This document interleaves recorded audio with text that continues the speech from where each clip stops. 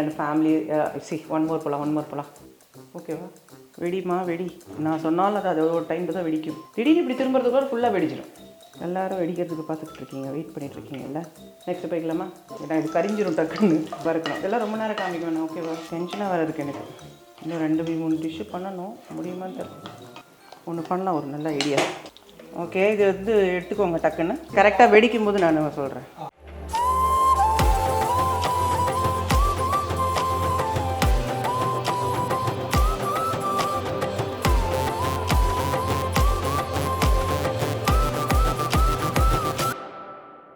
பிசிபெலாபாத் வந்து ஒரு காமனான டிஷ்ஷு. இந்த ஸ்டேட்டு தான் இல்லை, எல்லாருமே செய்வாங்க. ஆனால் அதற்கான ப்ரொசீஜர்ஸ் வந்து டிஃப்ரெண்ட் டைப்ஸில் பண்ணுவாங்க. கொஞ்சம் சாம்பார் சாதம் மாதிரி பண்ணுவாங்க. சில இடங்களில் பொடி பேஸ்ட் எல்லாம் கொஞ்சம் எக்ஸ்ட்ராவாக சேர்த்துக்குவாங்க. வெஜிடபிள்ஸில் டிஃப்ரென்ஸ் இருக்கும். சில சமயம் வெஜிடபிள்ஸ் போட்டு பிசிபெலாபாத் பண்ணுவாங்க, சில சமயம் இல்லாமலேயும் பண்ணுவாங்க. நான் ஒரு ஸ்டைலில் நான் கற்றுக்கிட்டு இருக்கேன். ஸோ அதுதான் நான் இப்போ உங்களுக்கு பண்ணி காமிக்க போகிறேன். எனக்கு கர்நாடகாலேருந்து சில ஃப்ரெண்ட்ஸ் இருக்காங்க. அவங்க எல்லோரும் சஜஸ்ட் பண்ணி தான் இந்த பிசிபெலாபாத் நான் பண்ணுறேன். முதல்ல சமைக்க ஆரம்பித்தப்போ நான் காமிச்சேன் இல்லையா, அந்த புக்கு தக்ஷினுங்கிற புக்கில், அதை பார்த்து அதுலேருந்து இன்ஸ்பயர் ஆகி தான் நான் வந்து பிசிபெலாபாத் பண்ணேன். ப்ளஸ் ஹோம் குக்கிங்கில் வந்து எனக்கு ஒரு க்ளோஸ் ஃப்ரெண்ட் இருக்காங்க. அவங்க வந்து பெங்களூரியன் தான். அவங்களுடைய சஜஷனில் வந்து ஒரு சில டிப்ஸ் மட்டும் எடுத்துக்கிட்டு இந்த பிசிபெலாபாத் நான் பண்ண போகிறேன். ஓகே, ஸ்டார்ட் பண்ணலாமா?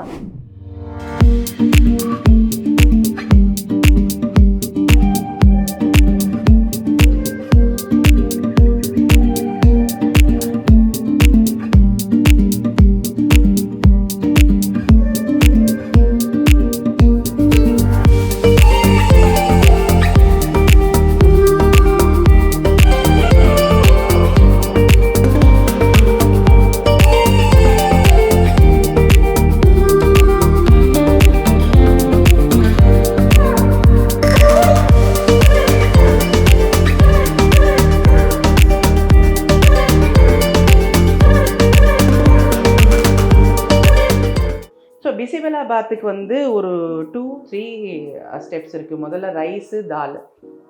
1 கப்பு ரைஸ் எடுத்தோன்னாக்கா 1/2 கப்பு தால் போட்டு நல்லா ப்ரெஷர் குக் பண்ணி நம்ம எடுத்துக்கணும். அப்புறம் தனியாக நம்ம அதுக்கான வெஜிடபிள்ஸ் போட்டு இந்த சாம்பாருக்கு முன்னாடி உள்ள இது புளி தண்ணியெலாம் போட்டு கொதிக்க வச்சு நம்ம எடுத்துக்கணும். இன்னொன்று பண்ணதுக்கப்புறமா ஒரு வெட் பேஸ்ட் ஒன்று நான் பண்ணி போடுவேன். அதெல்லாம் சேர்த்து மிக்ஸ் பண்ணி பண்ணதுக்கப்புறமா ஒரு ட்ரை பவுடர் ஒன்று அதில் போடணும். அந்த ட்ரை பவுடர்ன்றது தான் இதில் நான் வந்து நியூவாக நான் பண்ண போகிறது.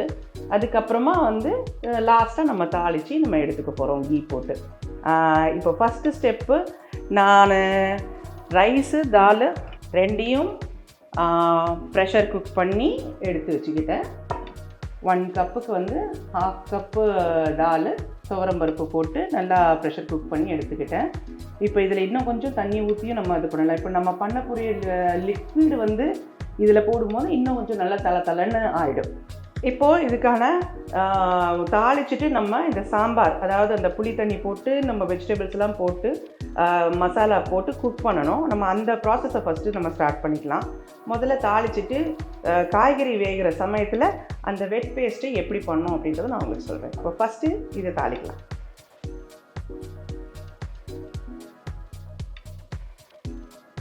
ஒரு 1 or 2 ஸ்பூன்ஸ் எண்ணெய். இந்த எண்ணெய் காயும் போது என்னென்னலாம் எடுத்துருக்கேன்னு நான் சொல்கிறேன். கொஞ்சம் சின்ன வெங்காயம் உரித்து எடுத்துக்கிட்டு இருக்கேன் முழுசாகவே. அப்புறம் ஒரு 4 பச்சை மிளகா. நீங்கள் என்ன வேணாலும் வெஜிடபிள்ஸ் போட்டுக்கலாம், ஆனால் நான் ஒரு 4 வெஜிடபிள்ஸ் போட்டுட்ருக்கேன். பீன்ஸ், கேரட்டு, அப்புறம் வந்து உருளைக்கிழங்கு, அப்புறம் கொஞ்சம் பச்சை பட்டாணி. அப்புறம் ஒரு 1.5 எலுமிச்சைப்பழம் அளவுக்கு புளி வந்து நல்ல வெள்ளை புளியாக எடுத்துக்கிட்டால் நல்லாயிருக்கும். கருப்பு புளி எடுக்கக்கூடாது, வெள்ளை புளி. அதை வந்து தண்ணியில் ஊற வச்சுருக்கேன். அப்புறமா புளி கரைச்சி நம்ம இதில் ஊற்றிக்கலாம். ஆஸ் யூஷுவல் கருவேப்பிலை கொஞ்சமாக வாசனைக்கு நம்ம போட்டுக்கணும். இப்போது 1 ஸ்பூன் கடுகு, கொஞ்சமாக உளுந்து, கடுகு, உளுத்தம்பருப்பு இது ரெண்டும் இடலாம். உளுத்தம்பருப்பும் செவந்துருச்சு. இப்போது கொஞ்சம் பச்சை மிளகாய், ரொம்ப சாப் பண்ணி போடக்கூடாது, நான் கொஞ்சம் ஃப்ளேவருக்காக தான் போடுறேன். சின்ன வெங்காயம், இது கொஞ்சம் இந்த பொரியும் போது கொஞ்சமாக பெருங்காயத்தூள்.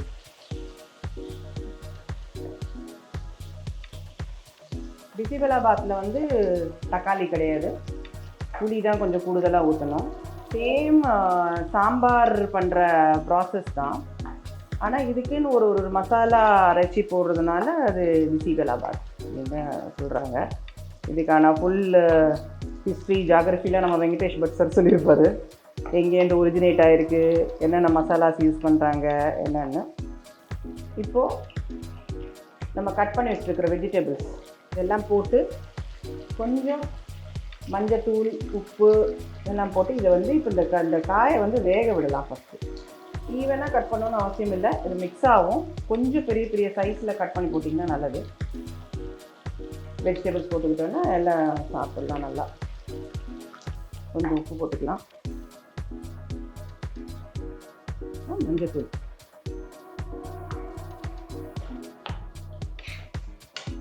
இப்போ ரெண்டாவது ஸ்டெப்பு நம்ம ஃபினிஷ் பண்ணியாச்சு. இந்த காயில் கொஞ்சமாக தண்ணி விட்டுட்டு இது வேகிறதுக்கு நான் பக்கத்து பர்னரில் வச்சிடுறேன். அதுக்கப்புறம் நம்ம இதில் போடக்கூடிய பேஸ்ட்டை வந்து நம்ம ரெடி பண்ணலாம். இப்போ நம்மளோட அடுத்த ஸ்டெப்பான இந்த வெட் பேஸ்ட் ரெடி பண்ணிருக்கோம். இப்போ இது வந்து ட்ரை பவுடராக வீட்டில் வந்து பண்ணி வச்சுக்கிறாங்க. ஆனால் நான் அன்னன்னைக்கு கொஞ்சம் பேஸ்ட் பண்ணி நான் போடுறதுனால நான் ஸ்டாக் பண்ணி வைக்கிறது கிடையாது. ஸோ அதனால் இப்போ ஃப்ரெஷ்ஷாக நான் ஃப்ரை பண்ணி இந்த வெட் பேஸ்ட்டை நான் போட போகிறேன். இந்த பேஸ்ட்டு பண்ணுறதுக்கான இன்க்ரீடியன்ட்ஸில் இதெல்லாம் தான். ஒரு 10லேருந்து 12 ரெட் சில்லிஸு, காஷ்மீரியும் நார்மல் ஸ்பைசி மிளகா ரெண்டையும் சேர்த்து எடுத்துக்கோங்க. அப்புறம் ஒரு 1-1.5 ஸ்பூன் கடலைப்பருப்பு, ஒரு 1/2 ஸ்பூன் வெந்தயம், 1 ஸ்பூன் உளுந்து, 1 ஸ்பூன் ஜீரகம், ஒரு 3 ஸ்பூன் தனியா. இதெல்லாம் போட்டு நம்ம ட்ரை ரோஸ்ட் பண்ண போகிறோம் with 2 or 3 spoons of coconut.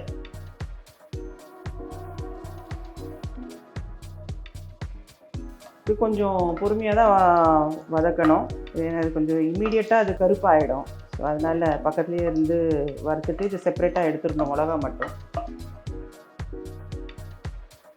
Dry powder போட்டு அப்படியே அதை வந்து கொதிக்க வச்சுருவாங்க. நான் வந்து இதை டிஃப்ரெண்ட்டாக இந்த மாதிரி பண்ணுறேன். ஏன்னா என்னுடைய ஃப்ரெண்டு ஹேமான் இருக்காங்க, அவங்க வந்து மைசூரியன். ஸோ அவங்க பண்ணுற அந்த ஸ்டைலில் ஹோம் குக்கிங் ஸ்டைல் தான் இது. This is not a professional பிசிபெலாபாத்னு நம்ம சொல்ல முடியாது. This is just home cooking இது தான். அப்புறம் நான் வந்து கற்றுக்கிட்ட ரெசிபி அதை ரெண்டையும் சேர்த்து மிக்ஸ் பண்ணி பண்ணுறேன். அதான் இது ஆகிடுச்சு. இப்போது தனியா,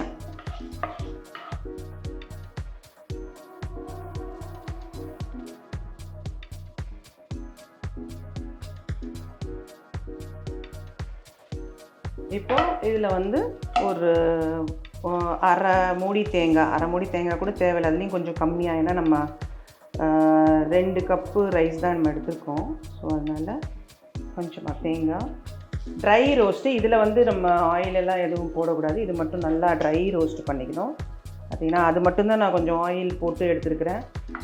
ஏன்னா அது கொஞ்சம் நல்லா ஃப்ரை ஆகும், ப்ளஸ் வந்து இந்த தேங்காயோடு சேர்ந்து அரைக்கும் போது நல்லா பேஸ்ட் மாதிரி இருக்கும். அதனால் அந்த மாதிரி நான் பண்ணுறேன். இப்போ ஒரு தடவை பண்ணி பாருங்கள். இப்போ இந்த ட்ரை ரோஸ்ட்டு பண்ண கோகோனட்டில் 3/4 நான் இப்போ பேஸ்ட்டுக்கு யூஸ் பண்ண போகிறேன். 1/4 எடுத்து வச்சுக்குவேன். லாஸ்ட்டாக ஒரு ட்ரை பவுடர் ஒன்று பண்ணுவேன். அதுக்கு வந்து இந்த கோகோனட்லேருந்து கொஞ்சம் எடுத்து தனியாக நான் வச்சுக்குவேன். ஓகே,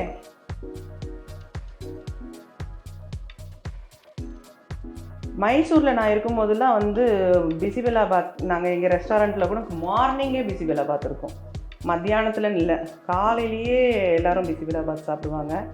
இது தமிழ்நாடை பொறுத்த வரைக்கும் இது வந்து லன்ச் டைமில் சாப்பிடுவாங்க. ஆனால் கர்நாடகாவில் எல்லோரும் மார்னிங்கே பிரேக்ஃபாஸ்ட்டில் பிசிபெலாபாத் இருக்கணும் கண்டிப்பாக. நான் ரெஸ்டாரண்ட் அங்கே ஆஹாரான்னு ஒரு ரெஸ்டாரண்ட் நடத்திட்டு இருந்தேன். சாமுண்டு ஹில்ஸ் தெரியலையா, நீங்கள் எல்லோரும் நிறைய பேர் போயிருப்பீங்க. அந்த கோயிலேருந்து இறங்கி வரும்போது ஆர்ச்சில் ரைட் சைடில் என்னுடைய வெஜிடேரியன் ரெஸ்டாரண்ட் இருந்தது. பட் நவ் இப்போ நாங்கள் க்ளோஸ் பண்ணிட்டோம். கோவிட் டைமில் நாங்கள் க்ளோஸ் பண்ணிட்டோம். அப்போ அந்த சமயம் வந்து விடிகாத்தால் 5 மணிக்கெல்லாம் எல்லாருமே வந்து கோவிலாண்ட போயிடுவாங்க. ஸோ சாமி தரிசனம், அம்மன் தரிசனம் எல்லாம் பார்த்துட்டு வெளியில் வரும்போது எல்லாருக்கும் கபன்னு பசிக்கும். பசிக்கும் போது வெளியில் வரும்போது இருக்கிற ஃபஸ்ட்டு வெஜிடேரியன் ரெஸ்டாரண்ட் வந்து ஆஹாரா ரெஸ்டாரண்ட்டாக இருந்தது. இப்போது இந்த தேங்காய் வந்து நம்ம நல்லா ரோஸ்ட் பண்ணியாச்சு, ஒரு ப்ரௌனாக ரோஸ்ட் பண்ணியாச்சு பாருங்கள். இதில் வந்து முக்கால்வாசி நான் அந்த பொடியோடு சேர்த்து அரைக்க போகிறேன், கால்வாசி எடுத்து தனியாக வைக்க போகிறேன். இப்போ இதை நீங்கள் பார்த்தீங்கன்னா நல்லா தெரியும். இந்த பாருங்கள், இந்த மிளகா, தனியா, ஜீரகம், உளுந்து, தேங்காய், இது எல்லாமே வந்து நான் ரோஸ்ட் பண்ணியிருக்கேன். தேங்காய் மட்டும் தனியாக ட்ரையாக ரோஸ்ட் பண்ணியிருக்கேன். இப்போ இதை வந்து நான் மிக்சியில் போட்டு பேஸ்ட்டாக அரைச்சி எடுத்துக்க போகிறேன். பாதி வெஜிடபிள் குக் ஆகும்போது இந்த புளி தண்ணியை கரைச்சி ஊற்றிக்கங்க. தக்காளி இல்லாததுனால புளி கொஞ்சம் கூடுதலாக போடணும். மைசூர்னாலே எல்லாத்துலேயுமே வந்து கொஞ்சம் ஸ்வீட் இருக்கும். ஸோ ஸ்வீட் இருக்கும் அப்படிங்கிறதுனால கொஞ்சோண்டு வெல்லம் நான் பிடிச்சி வச்சுருக்கேன், அது கொஞ்சம் போடுறேன். இப்போ இது நல்லா ஒரு கொதி வரும்போது நம்ம இந்த மசாலாவை போட்டு மிக்ஸ் பண்ண போகிறோம்.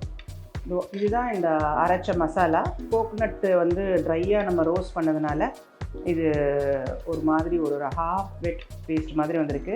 இது வந்து ரொம்ப நாளைக்கு நம்ம யூஸ் பண்ண முடியாது. நான் வந்து எல்லாமே ஒரு ஸ்பூன் போட்டிருக்கிறதுனால இது மொத்தமாக யூஸ் பண்ணவும் கிடையாது. ஒரு ஃபியூ ஸ்பூன்ஸ் நீங்கள் யூஸ் பண்ணிக்கோங்க. உங்களுக்கு எப்படி காரம் பிடிக்குமோ அந்த மாதிரி யூஸ் பண்ணிவிட்டு பேலன்ஸ் வந்து நீங்கள் எடுத்து வச்சுட்டு கொஞ்சம் குயிக்காகவே அதை வந்து யூஸ் பண்ணிவிடுங்க. இப்போது இந்த புளி நல்லா கொதிக்க ஆரம்பிச்சிருச்சு. இந்த சமயத்தில் நம்ம இந்த மசாலா 2 3 4 ஸ்பூன் போட்டுருக்கோம். ஃப்ரை பண்ணுவோம். ஆல்ரெடி நம்ம வெல்லமும் போட்டிருக்கோம்.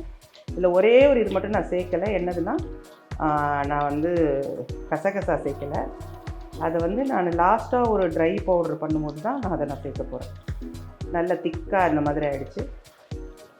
இது கொஞ்சம் நேரம் இந்த மசாலா கொதிச்சதுக்கப்புறம் அந்த அரிசி பருப்பு நம்ம வேக வச்சு வச்சுருக்கோம் இல்லையா, அதில் நம்ம போட்டு நம்ம குக் பண்ணணும். அவ்வளோதான் பிசிபெல்லாபாத். இது கொஞ்சம் கொதிக்கிற வரைக்கும், இந்த மசாலா கொதிக்கிற வரைக்கும் வெயிட் பண்ணுவோம். அதுக்கப்புறம் நம்ம ரைஸும் பருப்பும் இதுலேயே நம்ம எவ்வளோ தேவையோ அதை நம்ம வந்து போட்டு மிக்ஸ் பண்ணிக்கலாம். இப்போ வந்து நான் இதை குழம்பு வந்து அப்படியே நான் வந்து வேறு பெரிய பாத்திரத்தில் எடுத்திருக்கேன். ஏன்னா இந்த ரைஸும் பருப்பும் கொஞ்சம் கொஞ்சமாக நம்ம சேர்க்க போகிறோம். சேர்க்கும்போது அதில் வந்து லம்ஸ்லாம் ஃபார்ம் ஆகாமல் கொஞ்சம் கொஞ்சமாக சேர்த்து கலருவோம் நம்ம இப்போது. அதனால தான் நான் இந்த பெரிய பாத்திரம் எடுத்திருக்கேன். இப்போது சேர்க்கலாம்.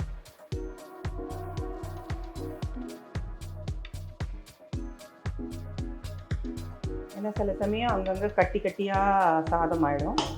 அதனால் இந்த மாதிரி நல்லா குக்காக இருக்கணும் அரிசியும் பருப்பும். அப்போ தான் அது மேஷ் ஆகி நல்லா இருக்கும். இதில் ரைஸ் ஆட் பண்ணியாச்சு. இப்போ இதில் நல்லா தாராள மனசோட கீ சேர்த்துக்கலாம். நல்லா 4 to 5 ஸ்பூன்ஸ் கீ.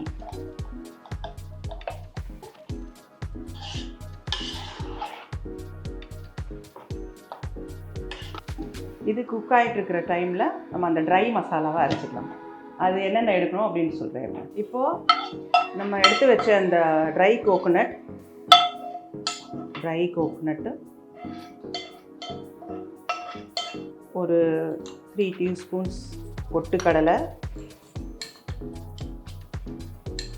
1.5 டீஸ்பூன் அரிசி, கொஞ்சமாக கசகசா, இதை வந்து ட்ரையாக அரைச்சிட்டு மிக்ஸ் பண்ண போகிறோம். ஸோ இதுதான் அந்த ட்ரை மசாலா நம்ம பண்ணி வச்சுருக்கோம். இந்த ட்ரை மசாலாவை பிசிபெல்லாபாத் மேலே எல்லாம் ஃபுல்லாக அது மிக்ஸ் ஆகி மசாலாலாம் மிக்ஸ் ஆனதுக்கப்புறம் இந்த ட்ரை பவுடரை சேர்த்துட்டு நம்ம கொஞ்சமாக எண்ணெயில் தாளித்து கொட்டணும். அவ்வளோதான் பிசிபெல்லாபாத் ஓவர். ஓகே, இப்போ இந்த மசாலாவை இதில் போடுறேன். Try masala powder. நான் முதல்ல இது பண்ணும்போது நினச்சேன், இந்த ட்ரை மசாலா போடும்போது என்னடா நல்லா இருக்குமோ அப்படின்னு. ஆக்சுவலி அதில் ஒரு நல்ல டிஃப்ரென்ஸ் ஒன்று கிடைக்கும். நீங்கள் ட்ரை பண்ணி பாருங்கள் ஒரு தடவை. நல்ல ஒரு ஃப்ளேவரு. இந்த எண்ணெயில் இந்த மசாலா போடும்போது ஒரு ஃப்ளேவர் ஒன்று வரும். அவ்வளோ நல்லாயிருக்கும், வாசனையாக இருக்கும். கீயும் அந்த பிசிபெல்லாபாத் மசாலாவும் இந்த ட்ரை பவுடர் மசாலாவும் இது நல்லா இப்போ வந்து சாஃப்டாக வளவளன்னு ஆயிடுச்சு. அவ்வளோதான், பிசிபெல்லாபாத் ரெடி.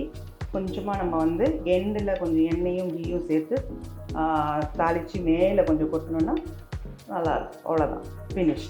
நல்லா வெடிக்க ஆரம்பிச்சிருச்சு. கடுகு, உளுத்தம்பருப்பு, ஜீரகம், காஞ்ச மிளகாய், கொஞ்சம் பெருங்காயம் போட்டுட்டு